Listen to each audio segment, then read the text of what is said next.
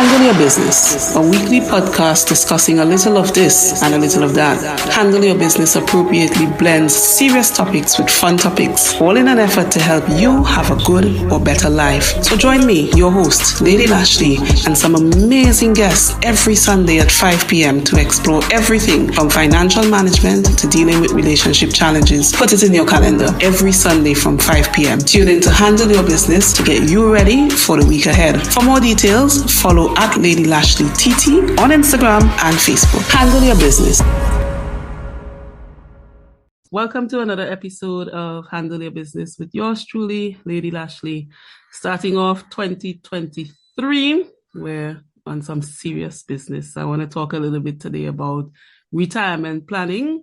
And we're starting off specifically as it relates to insurance options. Now, this is specific to Tobago and Trinidad. But of course, it can help people who are in the wider Caribbean and so on, because we most of us have the same instruments. So joining me is our insurance guru at this point, Jessel Alexander. Thank you, Jessel. Thank you. Yeah, I have to give you a big upset because out of all of the podcasts I've done in 2022, I think your voice resonated with so many people, including people outside of Trinidad and Tobago. Thank you so much. Yeah. I was talking to even somebody else, and then, just in a general conversation, I say, I had a conversation with Jessel about thing, and he used to say, Jessel is my insurance agent. She's my insurance agent. Listen. Oh my I had goodness. to laugh. I'm like, Jessel is very popular, and it was just good, positive reviews. So that's a good thing, that earns you these repeat invitations. Because you have it. So much. Thank you. All right, so let's have the needed conversation. I know that many people, many of us, unfortunately, never truly think about retirement until it's too late for us in this space. And I know from even one of our previous podcast episodes, you and I, we sort of touched on the fact that really and truly, to get ahead of this thing, you need to start, when you start working, let's say about 25, 21, that kind of thing. So tell me from your perspective, as a professional in this area, how do you view retirement planning generally? What would you say is retirement planning in the simplest of terms? So thank you so much for having me again. I really appreciate the opportunity to share. So we're talking about retirement planning. And one of the best ways to think about it is simply to ask yourself, how do I see myself, or how would I want to see myself as a retired person? And if we sit and ponder that, it then dictates how we behave in the current period. Because when you think about retirement, one of the best ways to think about it is simply to look around your space. And all of us are exposed to persons who are either retired or very soon approaching retirement. And it's one of the ways that we can determine what we would like for ourselves once we're alive. Because when we look into our spaces, we see persons who are happy to be retired, who are looking forward to retirement. But we also see those who are not there at all. And that is a good indication for us in terms of how do I see myself, or how would I want to be as a retired person? And I think that is where a person needs to start, with the end in mind. So for me, that would be the genesis of your retirement plan. I wonder if we need to try and infiltrate the university classes, or in our case in Tobago, maybe secondary school classes, because there's such a small gap between when you are 18 to 21, picking up your first job, that kind of thing. And just going through the motion, by the time you know it, it's 25, 30, and then boom, you hit 40, and then you're 60. So in terms of having, realistically speaking, how many of us are 21 years old, or 25 years old, unless you have parents with that kind of serious background that, put things in place for you, how many of us realistically, our minds will go to what do I want to what kind of life I want when I'm retired. So I'm wondering, like how as the person that needs to, because it's a responsibility at this point to really put things in place, how do we get our minds in that frame of mind to even think about it? Because then you'll need to call a financial advisor or so. And you're correct. You're correct. It's not something that people think about until they are staring it stark in their faces.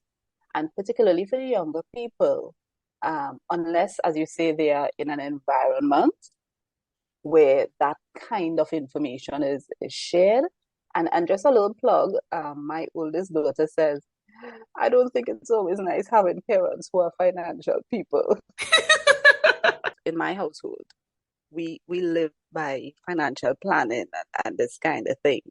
Mm-hmm. So she would have said, she doesn't feel it's always good because as a young person, she wants to be doing certain things. And in between, we are plugging in the other important aspects of It's financial spoiling planning. the fun of carefree living by saying, remember, you have to That's be right. responsible.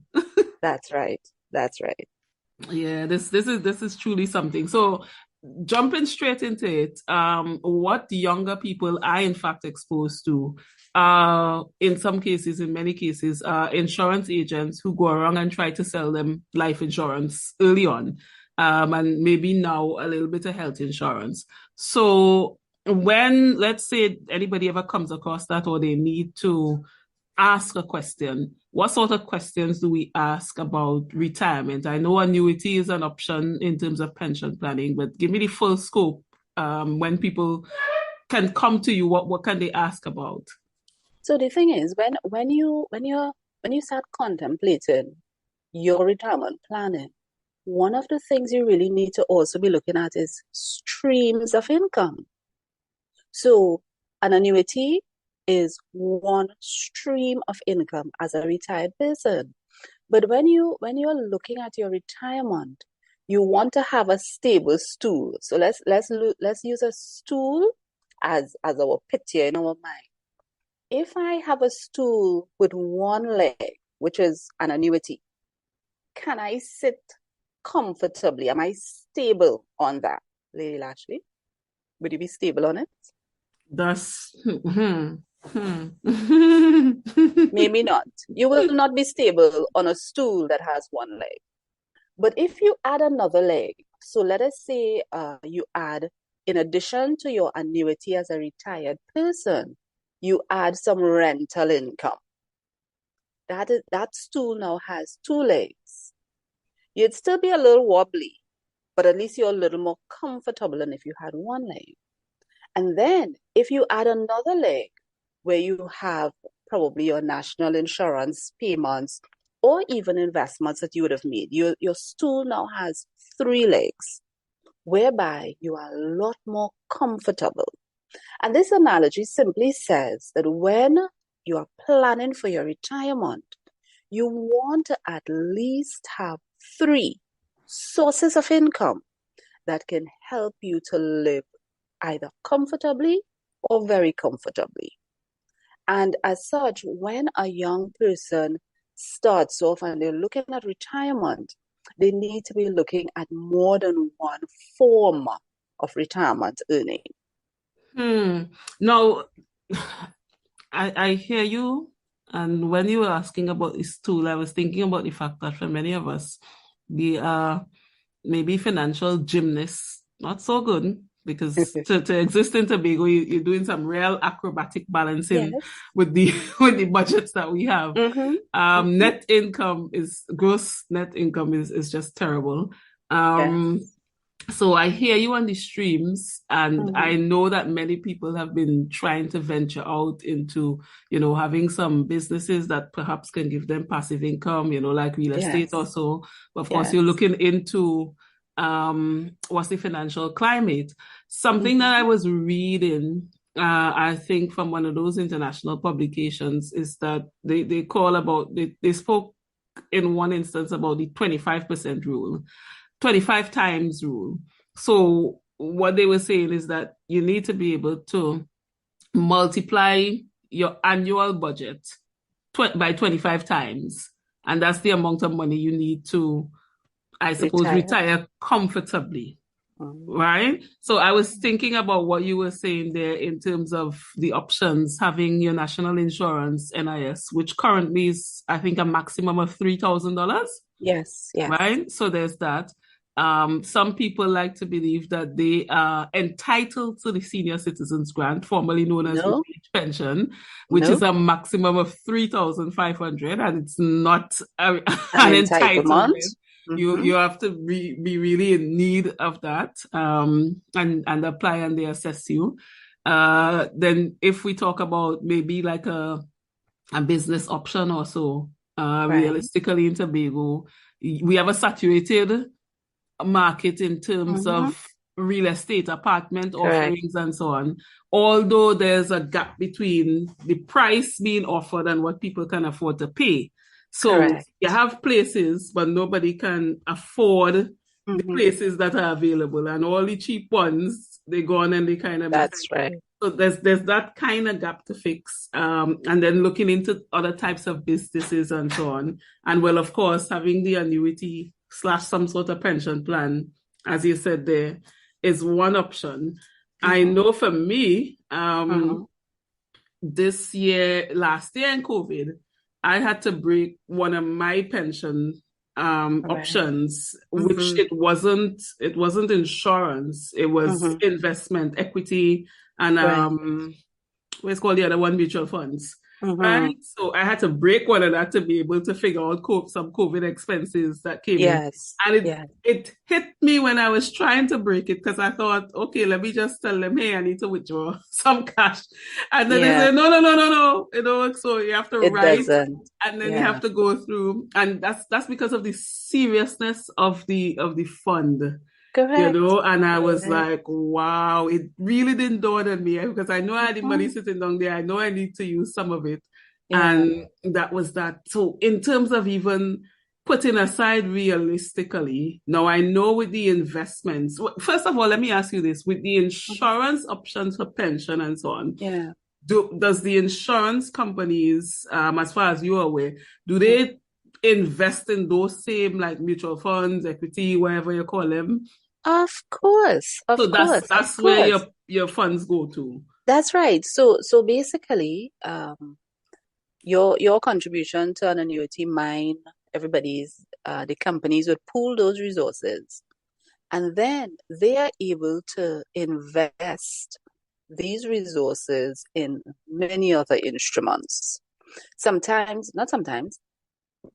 In a lot of the instruments that the company can invest in, you and I as individuals will not have an opportunity to invest in those types of instruments, simply because for many of them, the minimum investment is way beyond what we can even imagine.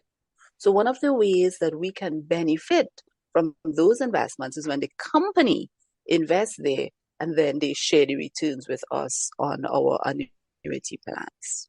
Right. Okay, gotcha. And I know there's one of the plans, one option with an annuity, the ones that give you a tax break, tax credit. How do we call that in Trinidad and Tobago? Right. So basically, we have two types of retirement plans that are offered by most of the companies: unregistered and registered annuity plans.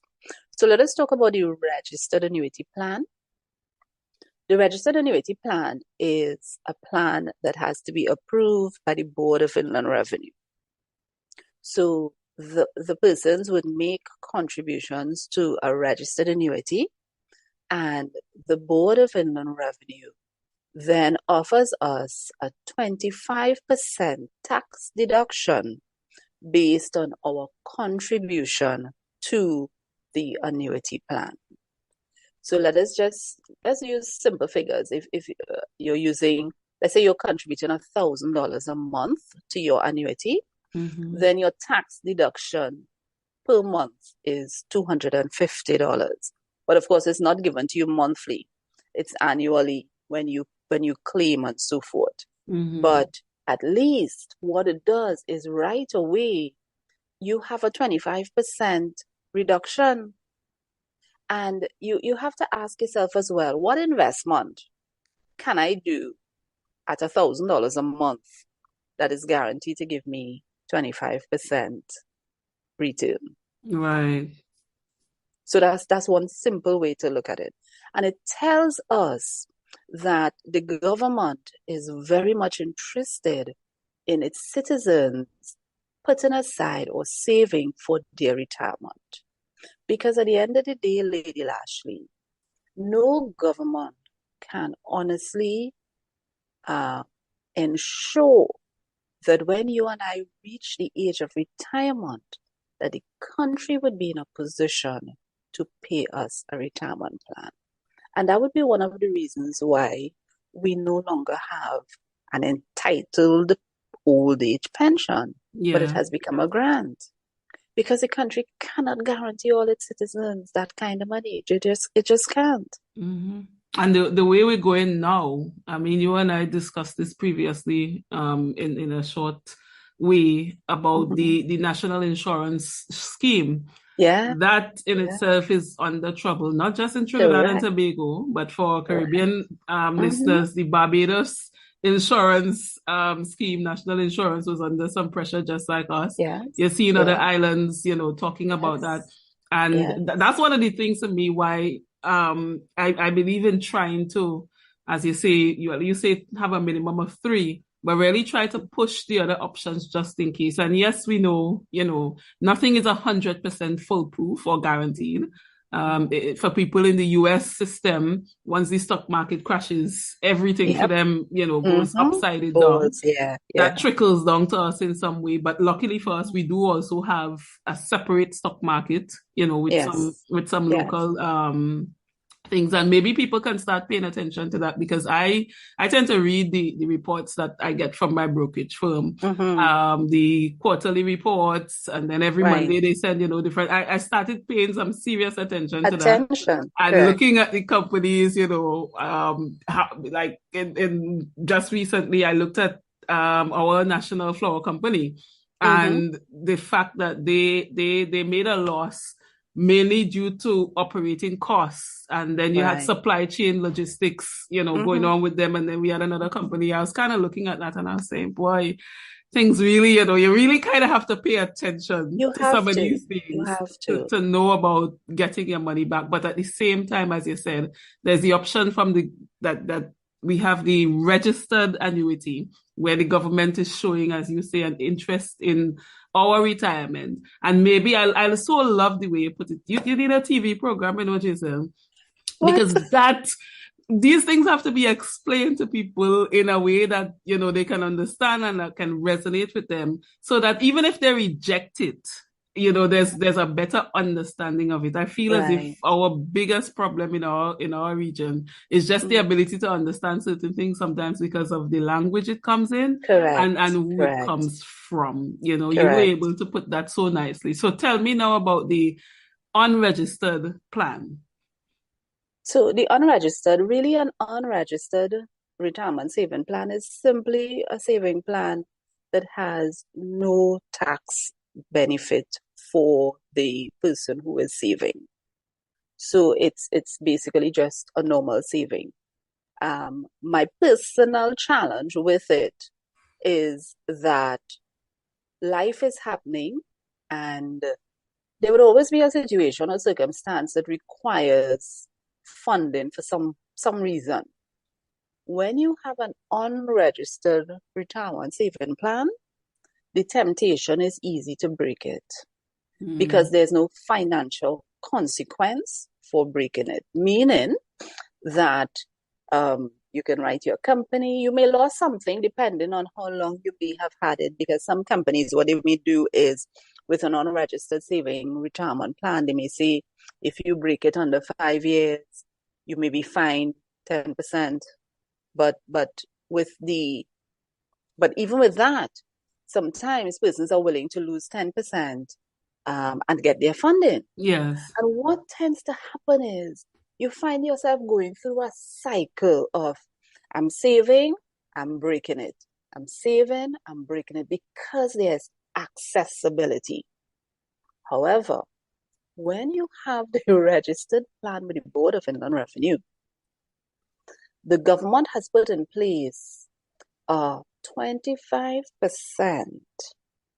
tax penalty if you break it once you're under the age of 50.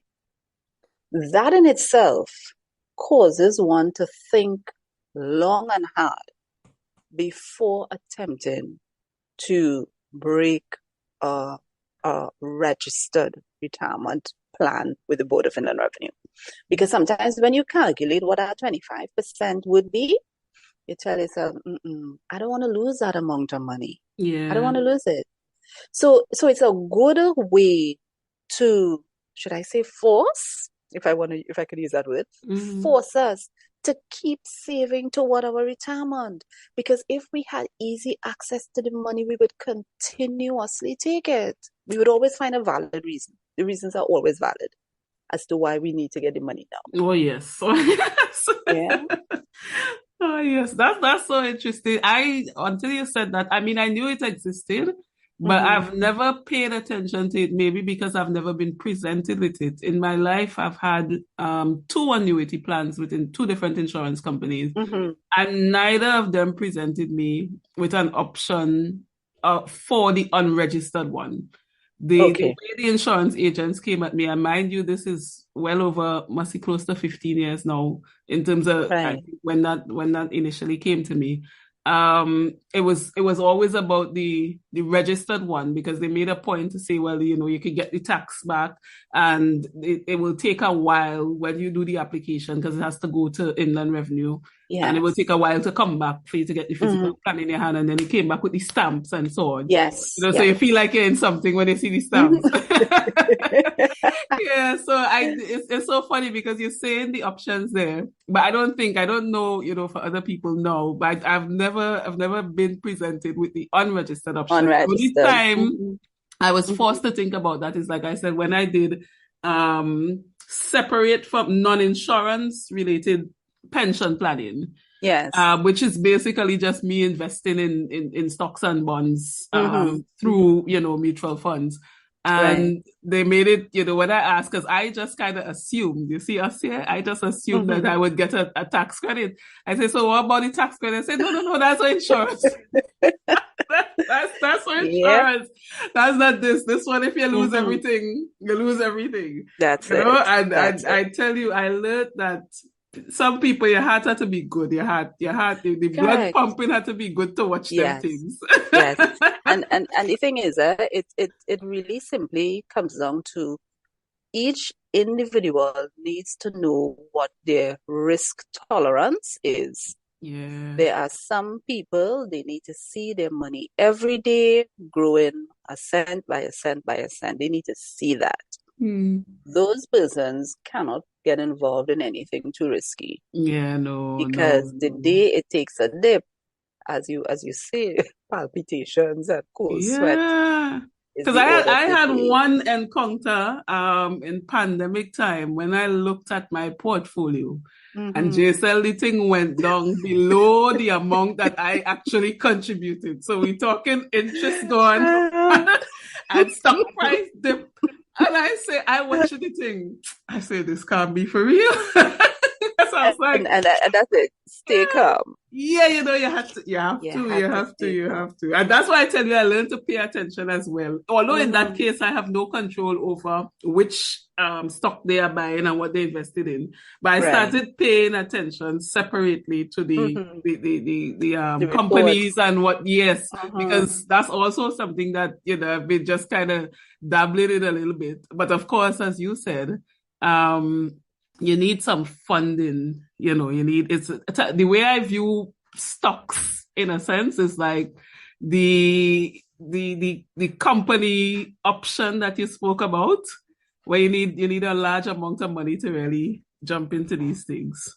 So you spoke about the registered and unregistered annuity plans as Mm-hmm. options. We talked Mm-hmm. about having a minimum of perhaps three streams of income. I mentioned Yes. the fact that those American people internationally, they were saying try to multiply your annual budget 25 times or something like that. I don't know what kind of rich people that is for. But in terms of trying to get like an ideal figure to, that Mm-hmm. that one should work towards, is Mm-hmm. there such a thought process that the average individual should take into consideration when thinking about retirement planning? Of course, there is. However, I think what is more realistic is the fact that we really need to work with persons based on their income and their affordability. So we may have all these particular formula, 25 times, all of that. But how many people, as you just said, can rightly do that? Not very many. So on the other hand, we need to work with persons based on where they're at. When an individual understands how important retirement planning is, they make way to do it. All of us make a way to do the things that are important to us. And retirement planning is no different. So we work with you, work with your budget.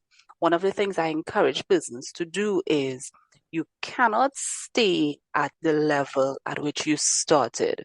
Meaning, if you started a retirement plan with $500, you cannot stay contributing $500 for all of your working life because inflation is also real. And that $500, by the time you reach retirement, you would realize that it's not sufficient. Your pension is really not sufficient to help you live the way you want to. So as the years go by, those contributions must increase. Right. And something I kind of just happened upon and saw is that as you get older, and Mm-hmm. you don't have, the regular income, especially for people who don't have anything for retirement in place, your healthcare becomes a little bit problematic. Correct. Your maintenance cost, because if you own a home, you still have Mm-hmm. to paint it, you have light bill, water Correct. bill, Mm-hmm. fixing appliances, all of these things that Yes. it seems as if Additional. never talk about. We never talk Yeah. about. Yeah, we Yeah, do. so having that conversation. Now, you said a very interesting thing that I like, although for the Mm-hmm. younger ones, it's annoying. Your kids have parents who are financially included and literate and Mm-hmm. understand, these things. And so it might be a drain on them. But for parents in particular, because the reality is it's hard to get young people to really tune in the way that may be needed at an early age. Mm-hmm. There are Mm-hmm. exceptions to the rule. But generally speaking, people want to party, have a good time, life, enjoy that life. Is there Yeah. some sort of advice like for the parents, for younger people? And I know we have to come back another time to discuss trust. Oh my. Insurance trust. I really Mm-hmm. want to talk about that because I did Okay. not know that those things happen in Tobago. Existed. In Okay. yeah, in Trinidad and Tobago. I know the Americans and the other set of people and all them rich people, that is their language. Mm-hmm. But I didn't Mm-hmm. know that it was an option for us here. Right. So even something like that, I know we will talk about that, but are there options like for working parents like yourself, who you all are experienced, me who have a almost 10-year-old here, and trying to Mm-hmm. figure out how we doing, education, how we doing all sorts of Mm-hmm. things that maybe parents can put in place, so that their children are allowed a little bit of leeway. And I know in Tobago in particular, this might be strange because, we make sure to Mm-hmm. mind us, but Mm-hmm. that the children can have a bit of leeway to be young people, but Right. still have a buffer or Mm-hmm. have information that will allow them to start and do all the good things that they need to do. Right. As with everything else, parenting really is not easy because we ought to live the example for our children to follow. And for many parents, it's a struggle just to keep food on the table, the shelter over heads and so forth. Far more to even start to look at financial planning and business and all of that, because children learn more so what they see. So yes, we can tell them, especially the younger ones when they now start to work. And you want to encourage them to save, at least start saving. You want to encourage them to make contributions at home. You cannot be working and not contribute to home, because at some point in time, the responsibility will be yours fully for your own. So it's really by example. And a lot of parents just don't, it's more about survival. I don't want to knock anybody. It really is about survival. Yeah. And sometimes while you're trying to survive, even though you may know the importance, because you're at an age where you say, if I did, I should have, I could have, all of those woulda, coulda type of things that we talk about. And sometimes parents just find it so difficult to have that conversation with their children. So for us, it became a lifestyle at our home. So our children are growing up in it. But even it doesn't take anything for parents to say, here what? If you look at us, you'd realize that things are difficult. Maybe if you don't want this to be your portion, you really need to start saving. You don't need to be spending all those monies on entertainment or whatever it is. You need to start budgeting your money. Give them little ideas along the way that can help them to see, if you do it this way, quite possibly you will not end up living as we are now. So maybe you can take it from that perspective. But they really do need encouragement, because financial discipline is difficult. It's very difficult. And which is why I say it's like a lifestyle. It's a lifestyle that you choose to live. It's not easy when there's so many things around that I could spend on and have fun today. Yeah, correct. But you see, you mentioned one important thing for me, especially in the Tobago context, and for the places in the Caribbean region where money doesn't flow as much as some other places, like Tobago versus Trinidad, different context, although you have people just like living the way Tobagonians live in Trinidad, but it's still slightly different. The something I notice is culture, boy. Culture is a strong thing, because we have so many people, because of the kind of hustle lifestyle. I call it hustle. We live in paycheck to paycheck. We're trying to survive. And you try to have a conversation with somebody about retirement or insurance. They don't want to hear you, They don't want to hear you at all. I know plenty people, we start off good, we get the insurance policy, and then pressure hit. You can't pay that. You can't do this. You can't do anything. I took my daughter to get a bank account, and I remember I asked the bank. I did the research before. I said, okay, I want her to have her own card, because the way we shop is that I would say, well, okay, you have $300 to spend. This is the shoes supposed to be white only or black only. Pick the one you like, right? Yeah. And when I was trying to explain that to our banker, someone who was in Trinidad at the time asked me, you sure you want to give a little child a card? I said, but it's an option. I say, everywhere else doing it. I say, it's not like the child going and spend $1,000 just so. Correct. I say, it's she only has access. Precisely, and it's teaching her the ways. We go to the thing. I saw security watch me weird because I handed her the card and made her a deposit. So those little things, we put the pennies in the cash pan, and then we take a knife and we open the cash pan. We bag it out, we carry it by the counter, and she have to do the transactions. I mean, Jessel, we working with no big set of money. If it's $100, she go with $25. I say, well, give the thing. She developed a discussion, a rapport with the CSR, and they talk, and she understands it. And I told her I'm doing all of that because my first bank account came when I was almost 18. You understand? I didn't have a bank account early. I did a lot of mistakes was made, terrible mistakes. Yes. And now even in trying to give her a fair enough sort of foundation, I'm seeing mistakes as well. You're not stopping. Yeah. So it's Yeah. an interesting thing. But I love how you said make it a lifestyle. And I think maybe some of us assume that it should be easy, but it's never easy. It isn't easy. Yeah, It it's isn't it's it's, easy. it's never It easy. It's isn't. never easy. So before we close in terms of retirement, anything you Mhm. want to mention at all? Because you have all the information sitting down there that people should be Uh, considering, any financial instruments that you didn't mention before. well, persons need to take personal ownership of their retirement. Nobody else is going to do it for you. And you need to take personal ownership of it now.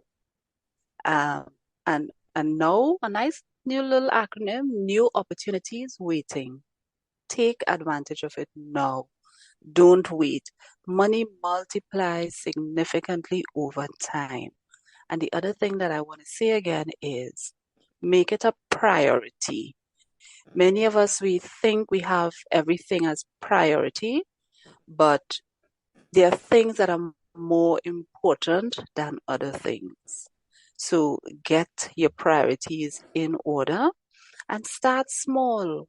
Many of us want to wait until we earning $50,000. That may never happen. Start small. And you'll be surprised.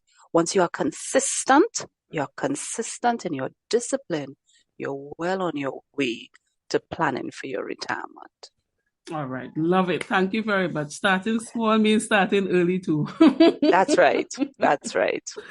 Love it, love it, love it. Thank you, Jessel. Always, Thank always you a so pleasure. much.